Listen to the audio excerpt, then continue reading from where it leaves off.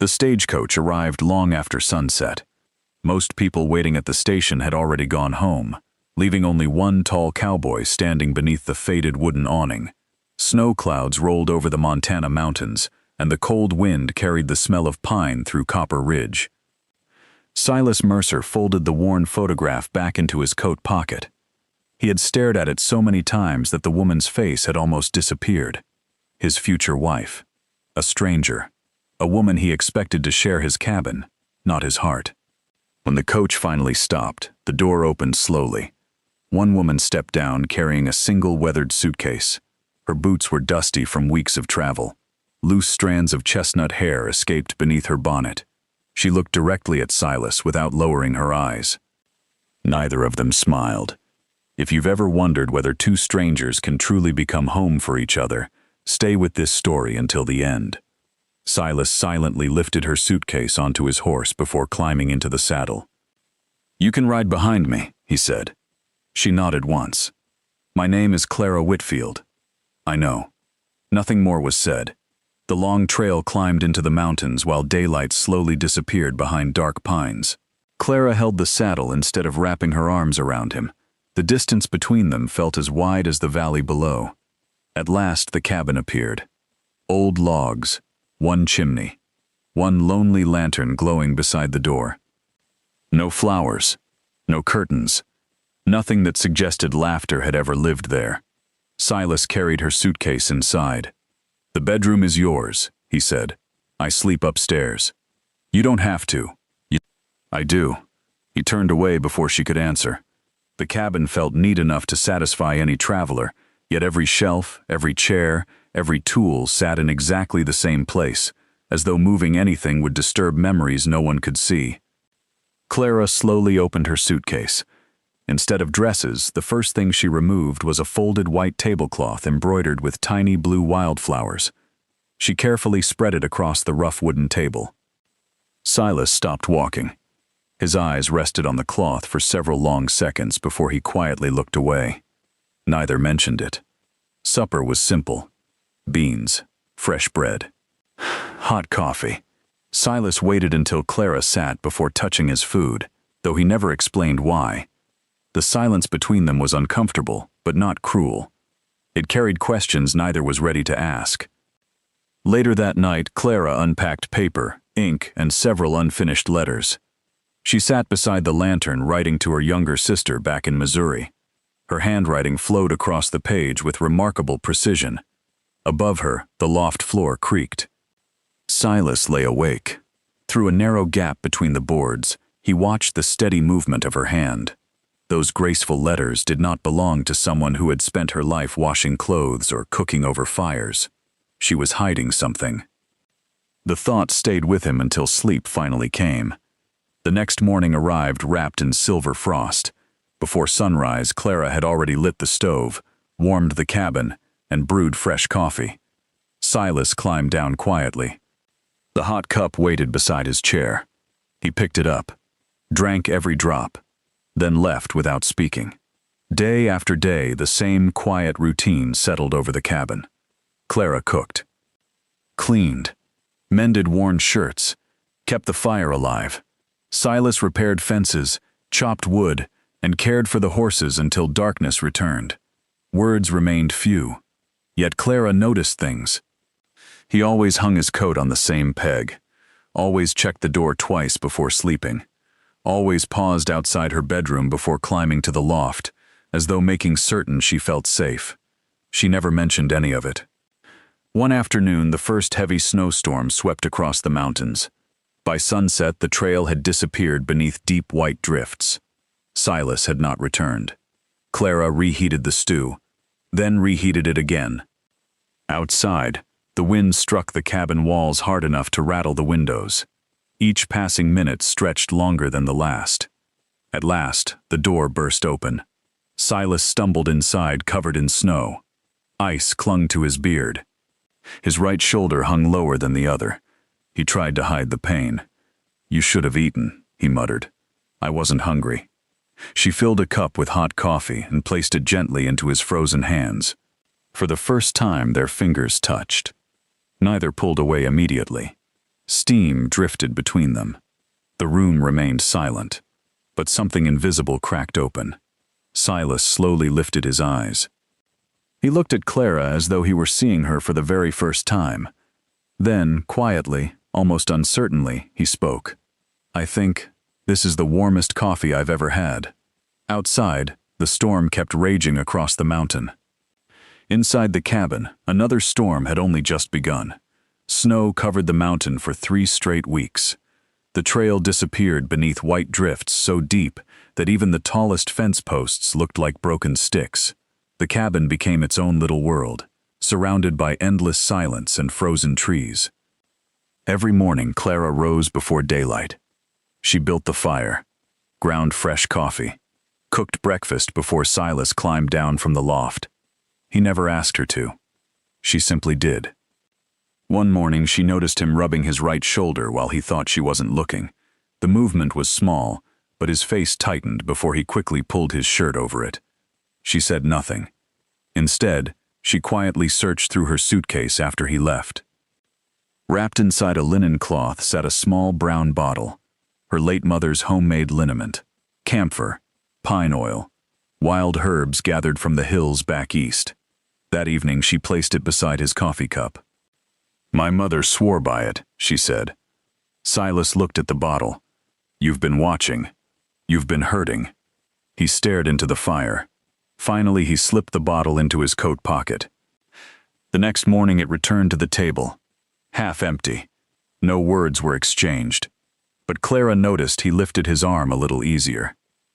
If this story has touched your heart so far, tell us where you're watching from. Stories like these travel farther because of people like you. The days settled into gentle routines. Silas repaired the rocking chair without saying a word. Clara found it standing perfectly level beside the fire. She quietly smiled. The following afternoon, she reorganized the woodshed. Heavy logs sat where his injured shoulder would not need to reach. Kindling rested beside the door. When he returned home, he stopped in the snow, staring at the neat stacks. "You did this." It seemed easier. He nodded once. "It is. Nothing more." That night, the wind whistled around the cabin. Clara sat writing another letter beside the lantern. From above came a restless voice. Soft, broken, almost impossible to hear. "Emma." The name drifted through the darkness. Then silence returned. Clara lowered her pen. She did not cry. She did not ask. She simply folded the unfinished letter and blew out the lamp. Morning arrived pale and cold. Silas looked exhausted. Dark circles rested beneath his eyes. Without speaking, Clara poured him an extra cup of coffee. He looked at it. "You knew I slept poorly." "I guessed." His fingers tightened around the warm tin cup. "My wife's name was Emma."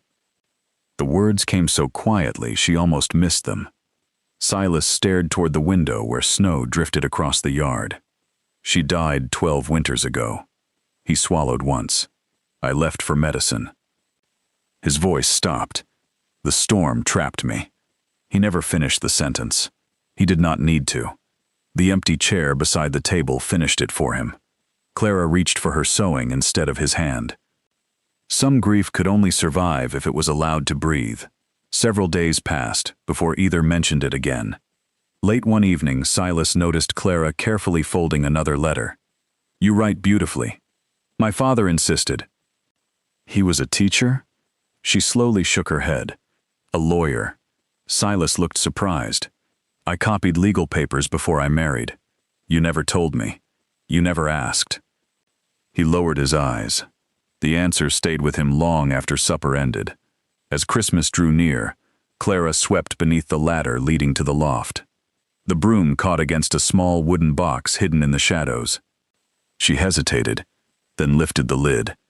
Inside rested an old wedding ring, a faded photograph, a neatly folded letter. She closed the box immediately, without reading a single word. She slid it back exactly where she had found it. That evening, Silas hardly spoke. Perhaps he knew. Perhaps he simply remembered. Neither said anything. The cabin seemed quieter than ever. A few nights later, Snow tapped softly against the windows while the fire burned low, and Silas sharpened his hunting knife beside the stove. The scraping stopped. I've spent 12 years trying not to remember. Clara remained still. I thought marrying again would give this place another pair of hands. He looked toward her. Instead, it gave it another heartbeat. Clara slowly placed her sewing into her lap. My husband never struck me. Silas listened. He simply lived as though I wasn't standing beside him. The fire cracked loudly. When he died, I realized I had forgotten what it felt like to matter. Silas stared into the glowing coals. So we were both hiding, she nodded, for different reasons. A long silence settled between them. Not empty, not uncomfortable, simply shared. At last, Silas stood. He walked toward the window where snow drifted beneath the moonlight. Without turning around, he spoke. Tomorrow I'll clear the trail to the spring. You don't have to. I know. He smiled so slightly it almost disappeared. But I want your walk to be easier. Clara looked down before he could see her eyes shine in the firelight. The mountain remained frozen outside. Inside, something much older had finally begun to thaw. Before either of them realized it, the hardest winter of their lives was quietly becoming the beginning of something neither had expected. Wait, before we move on, what do you think about the story so far? Drop your thoughts in the comments. I'm really curious to know. Spring announced itself with the sound of moving water. The creek below the cabin finally broke free from winter ice, rushing through the valley with a voice neither of them had heard in months. Morning sunlight poured across the snow, leaving patches of dark earth along the hillsides. Clara stepped onto the porch with 2 cups of coffee. Silas was already outside. He leaned against the fence, his shoulders stronger now, watching the mountains wake beneath the rising sun. You healed faster than you expected. I had a good nurse. She smiled without answering. The quiet between them no longer felt empty. It felt lived in. Life settled into steady days. They planted vegetables beside the cabin, repaired broken fences, gathered firewood for another winter that would surely come. Neighbors who once believed Silas wanted nothing to do with anyone slowly began stopping by. Some came to trade. Some came only to talk. Most left surprised to find laughter inside the lonely cabin. One afternoon, 3 riders appeared on the trail. Silas recognized them immediately. A railroad company survey crew. The man leading them carried rolled maps beneath his arm. We're looking for Silas Mercer. I'm here. The stranger removed his hat. My name is Edwin Barrett, Northern Western Railway. Silas's jaw tightened. We're not selling. Edwin slowly shook his head. I'm afraid this isn't a request. He handed over several folded papers. The company believes part of your land belongs to the railroad. Silas unfolded the documents. Even before reading them, something felt wrong. The government seal looked poorly stamped. The signatures lacked proper spacing. The dates did not match. He carried the papers inside without another word. Clara spread them across the kitchen table. She studied every line, every signature, every seal. Then she quietly looked up. These papers are false. Silas frowned. You're certain? I copied legal records for years. She tapped one corner. This seal belongs to another county. Another page. The survey number doesn't exist. Then another. The witness signed 6 months after he supposedly died. Silas stared at her. You can prove it? I can. 3 days later, they rode into Copper Creek together. The courthouse buzzed with farmers, ranchers, merchants, and railroad men. Edwin Barrett stood near the judge's bench with 2 lawyers. He smiled the moment Silas entered. The smile disappeared when Clara stepped beside him carrying a leather folder. Judge Nathan Collins opened the hearing. Barrett confidently presented the railroad's claim. Then Clara quietly stood. She placed one document after another before the judge. Original land records, county filings, marriage certificate, certified property surveys. Finally, she laid down the railroad papers. These documents contained 3 separate legal frauds. The courtroom became silent. She pointed calmly. The seal is incorrect. The witness could not have signed. The land description belongs to another valley. Judge Collins adjusted his spectacles. He examined every page carefully. Then he looked toward Barrett. Can you explain these differences? Barrett's face lost its color. One of his own surveyors slowly stepped forward. I can. Every head turned. The older man removed his hat. I drew the original map 15 years ago. He pointed toward Clara's documents. Those are genuine. Then toward Barrett's. These were altered. Barrett tried to interrupt. The surveyor continued. I warned the company this family owned the land legally. Judge Collins struck the bench with his gavel. The railroad's claim is dismissed immediately. He turned toward Barrett. I am also ordering a criminal investigation into these documents. The courtroom erupted. Barrett hurried toward the door. What a complete turnaround. Just a few months earlier, Silas believed Clara was simply a quiet mail-order bride, trying to adapt to ranch life. But in the moment that mattered most, her hidden experience with legal documents exposed a fraud that even seasoned railroad lawyers couldn't defend. Notice that she didn't rely on emotion or accusations.